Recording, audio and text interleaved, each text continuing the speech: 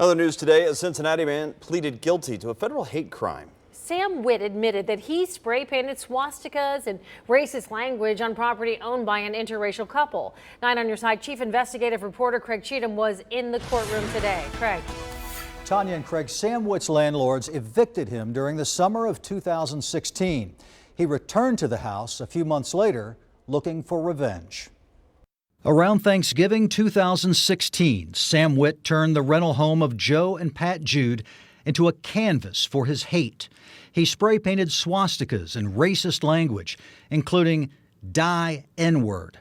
Witt also admitted pouring concrete down pipes and trying to set the home on fire. I hope that he's held accountable for what he did. This has been a horrible experience. Today, Witt pleaded guilty to a federal hate crime, criminal interference with the right to fair housing, admitting that he damaged the Jude's property because Mr. Jude is black, that he's married to a white woman, and to damage their rental home.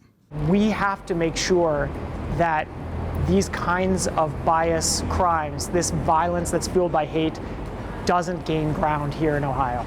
U.S. Attorney Ben Glassman says federal and local investigators are focusing more attention on enforcing fair housing laws.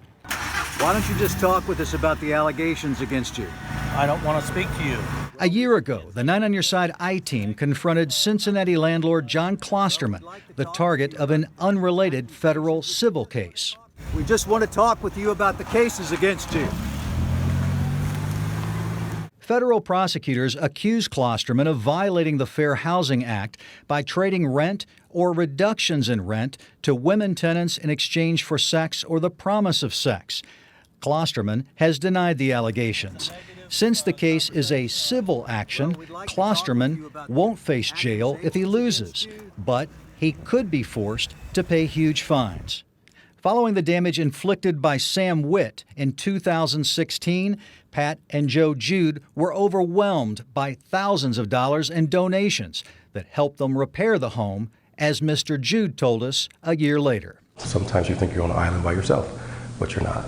This afternoon, Joe Jude described Witt's guilty plea as poetic justice, knowing the man who tried to destroy their home with his hate has finally accepted the blame for what he did to them. In the plea agreement, prosecutors agreed to a sentence of 5 years or less in prison.